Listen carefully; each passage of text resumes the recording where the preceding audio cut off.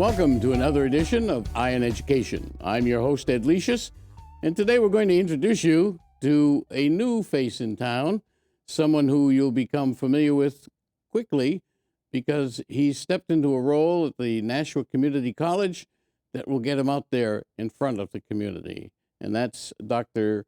James Keane. Welcome to Nashua, and welcome to eYe in Education. Thank you. Pleasure to be here. Pleasure to be in Nashua, and pleasure to be with you today. The official announcement came out in June. You started officially in mid-July, and here we are in August. You already got about a month under your belt, and from our discussion prior to coming on the air, you've hit the ground running.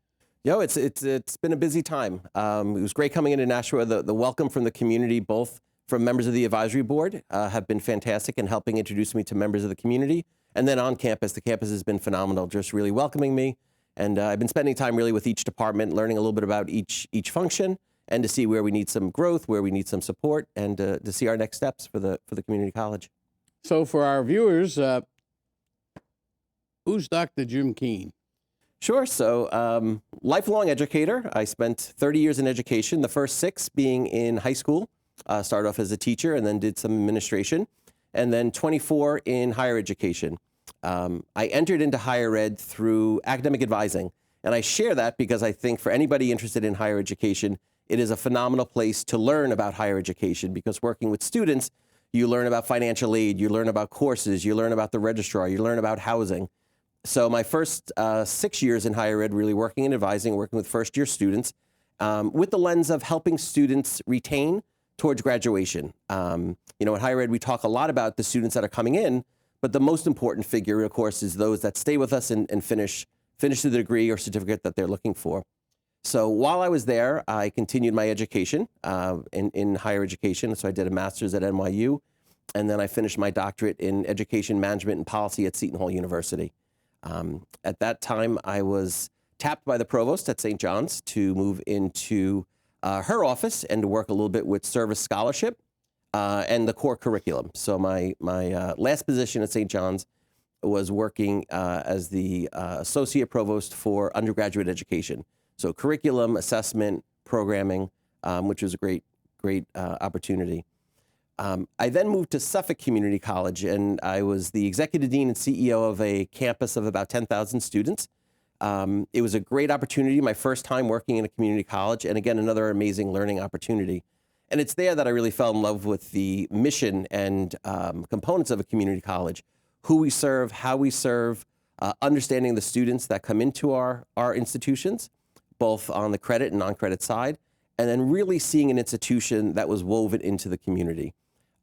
So again, really being able to oversee academic affairs, student affairs, budget and finance, plant operation. But it was a wonderful, wonderful opportunity and great time to be able to do that. So throughout my career, again, I've been able to work both administratively. I also do some teaching. So on the undergraduate level, I teach some philosophy courses in the past, and I also teach or have taught in higher education programs.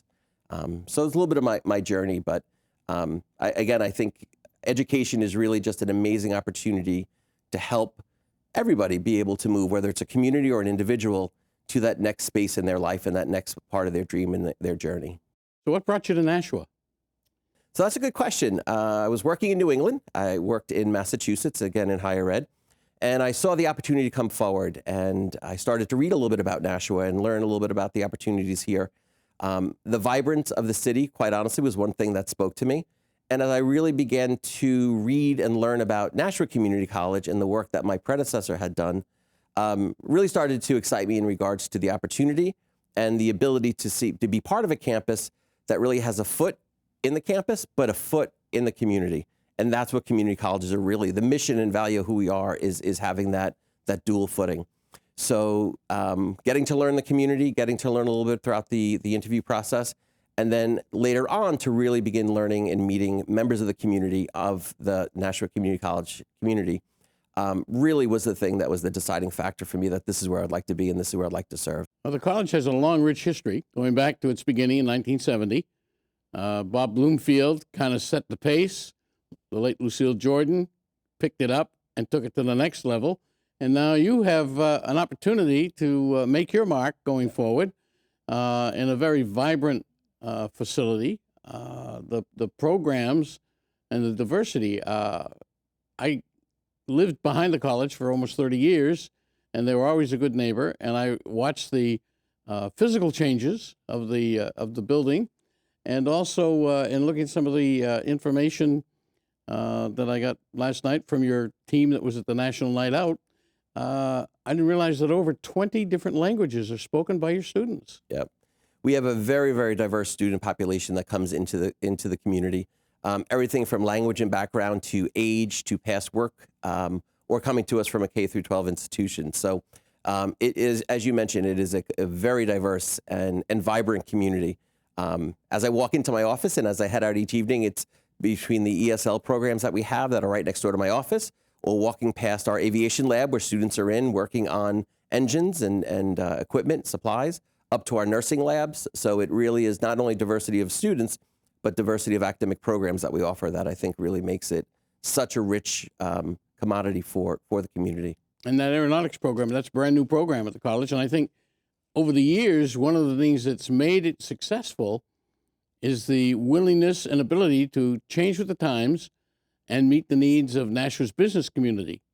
Yes, absolutely. And I give so much credit to our program coordinator and the faculty of that program. We just, this year, as you know, we're starting a new air traffic control program, which we're very excited about.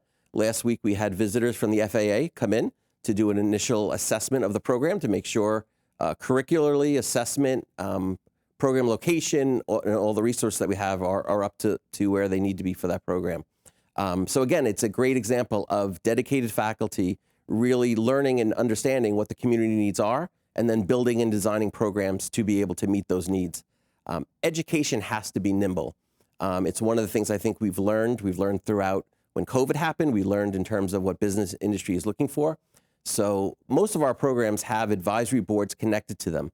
And the reason for that is we need people in business and industry of the area to help us understand a few things: the demographics of the changing shifts in their workforce, and two, what our curriculum needs to mirror.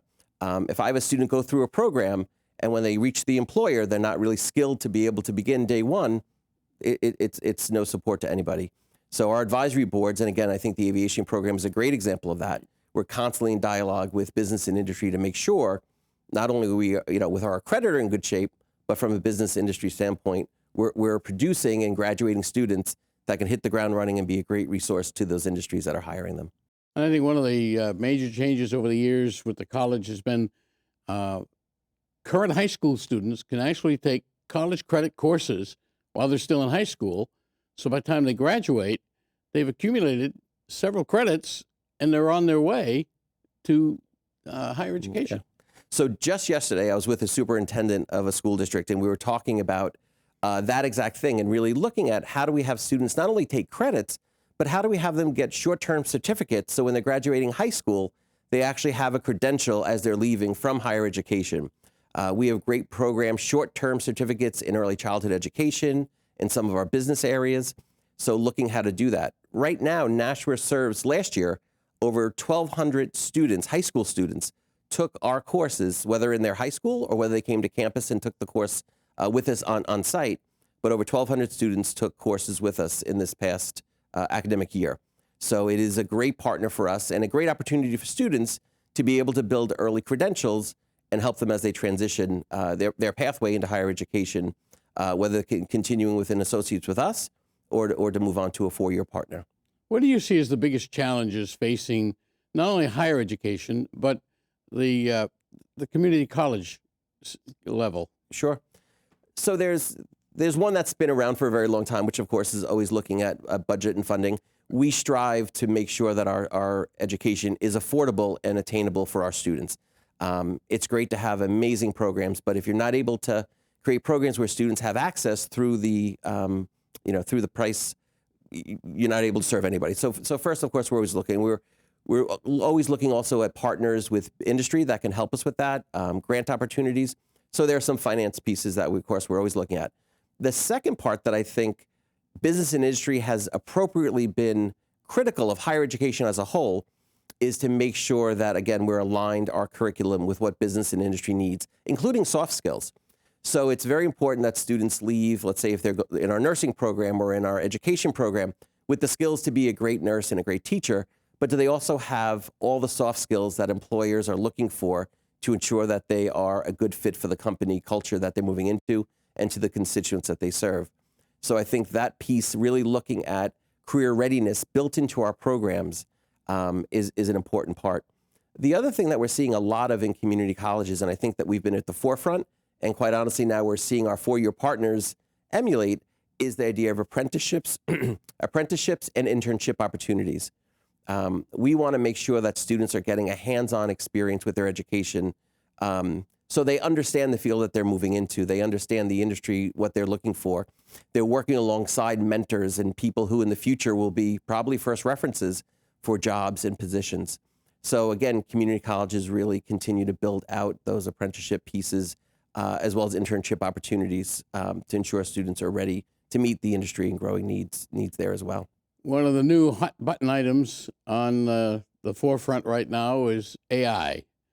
And it was interesting. I was interviewing the Nashua superintendent, and he said, yes, it's hot today, but where's it going to be in 5 years? It could be obsolete. When you look at other things that have been hot, sure, and now they're obsolete, how do you see the college interacting and bringing AI in to be a positive rather than a negative? So first, there's some challenges with it. I will say I had shared before we began that I've done some adjunct teaching, and last semester I taught an online class in philosophy. And the good part of AI is it really forced me to think critically, how do I create assignments and programs, especially when it was a fully asynchronous course, that students are not just using AI to be able to produce the material. So AI is causing all educators, K through 12, higher education, to rethink the way that we do assignments and test for knowledge and incorporate that in. But at the same time, it's also something that our employers are looking for, that this is a tool that's out there, and we need to make sure students know how to use it. So I'm very leery when people say, oh, we should ban it from the classroom, or we should ban it from campus, or set policies that would really eliminate or provide guidance to not use AI. I think actually we need to lean into this new technology and help students see in their fields how can they leverage that technology.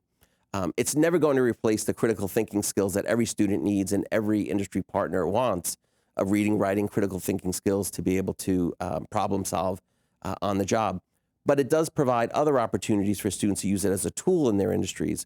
And that's where I think we need to look at how do we incorporate it into our degrees, so students going out into the workforce are going to be asked to use the tool and expect to have some knowledge in regards to how do they use it. You know, besides the degree and the certificate, the associate degree and the certificate programs at the college office, and there's a wide variety of those, you also do workshops, and you've got 3 more coming up, August 11th, 18th, and 20th, on the FAFSA forms. Now, for first-time parents with son or daughter getting ready to go to college, the FAFSA form can be quite intimidating, and can also leave you scratching your head when you fill it out and complete it, and it says you've got X number of dollars disposable income to be able to help your child. FAFSA, it's getting a little simplified, I think, but initially, that first go at it, and this is great that you're doing a workshop. I myself, I'm a first-generation college student. My dad was a superintendent of highways where we lived. We grew up in New York on Long Island. My mom worked originally in secretarial and then moved into a little bit more sales support. But I was the first in the family to go to college. And so for my family, too, this was really a maze of what's a bursar, a registrar, how do you pick classes, picking a major, FAFSA alone, the forms, and going back 2 years in taxes. And so it is a complex piece. So a lot of what we do at Nashua and what they have been doing, and we continue to look at new ways to do this, is how do we make the onboarding for a student as easy as possible? We do that in things in terms of where we put offices. We don't want students to have to wander the campus to find different offices to get the support that they need. So you'll notice when you walk right in the first door, we have admissions on the right and we have advising on the left with the registrar right there and financial aid. So within steps of each other, the staff of Nashua Community College not only can serve that student well, but also work collectively to serve that student. Second, as you mentioned, is to be able to provide the family support in the process. I will chuckle often that freshmen often have two ideas of a major, law or medicine, not realizing the hundreds of different opportunities that they have. The average college freshman changes their major 3 times in the first year, we say nationally. So again, like those workshops, we continue to do workshops for not only students, but for families to understand that's part of the higher ed process. That's part of the development and learning process, a change of major potentially or along that line. So we want to very much support the family and take the mystery and a little bit of the fear away from a student who, again, may be the first person in their family going off to higher ed in terms of the process and how it is to onboard, to make that as seamless and as easy as possible, but also make sure the student's informed of all the pieces that they need to be prepared to start with us. You also have an open house coming up on August 18th from 5 to 7 p.m. And I'm sure you'd like to see a lot of folks who maybe haven't been to the college recently. You just completed a construction project in-house. See what you're all about and see what offerings are there. You mentioned the air traffic control and aviation management course, but you also have a cybersecurity program that has been going now for about a year or so, maybe a little longer. Who can go to this open house, and do they need to make an advanced registration? Or No, please come and join us that night. What's great about that evening is not only will there be members of admissions and those different offices that we spoke about, but the faculty will be there at that event. So there's nobody greater to meet than with the faculty of the program, who are our faculty are both practitioners as well as academics. So to really be able to learn about a field or to ask questions about what kind of courses you'd be taking, learning about internships in those programs, and really to discern. So it's a great opportunity. We love for parents to come. We love for extended family to come. We love for students to come. And it's not just for juniors and seniors. Students can come in freshmen, sophomore year of high school to come and start getting exposed to the different opportunities that Nashua has, but then also to learn right from faculty, to hear right from faculty about the programs. The other part that I think is very important is for a student to walk the campus, get a feel of what we have to offer. You mentioned some of the new facilities and some of the labs. It's fantastic to be able to have a student come in and see where they'll be working in the next few years, what kind of labs do we have on campus, and what those opportunities would look like. So we love for students, families, extended families to come join us at the open house, learn about the college, but then also be able to walk and see all that we have to do. Additionally, we have loads of activities for students to do through our fitness center, through our gym, through student clubs and activities, student leadership. So as much as we'll always talk about the amazing academic programs and the dedicated faculty that we have, we also have another area for students to really develop and to develop themselves outside of the classroom through leadership opportunities, and again, through some of our athletics and programming that way. And you talk about the faculty. You said that was one of the things that impressed you when you came up during the process of being a candidate for this position. And I think that over the years has been one of the number one things about the Nashua campus, the faculty. It is. And when you look at recruitment for programs, when you look at student success, when you look at student continuation, moving through, and even first jobs, faculty are the core of that relationship, whether it's one of our part-time faculty, full-time faculty. What amazes me at Nashua Community College, one of the great assets we have, is such a dedicated faculty to their program. They're in over the summer when they don't need to be, prepping for the year, doing outreach. They're serving as student mentors throughout. We have students this summer who are out in internships, and our faculty continue to work with our students there.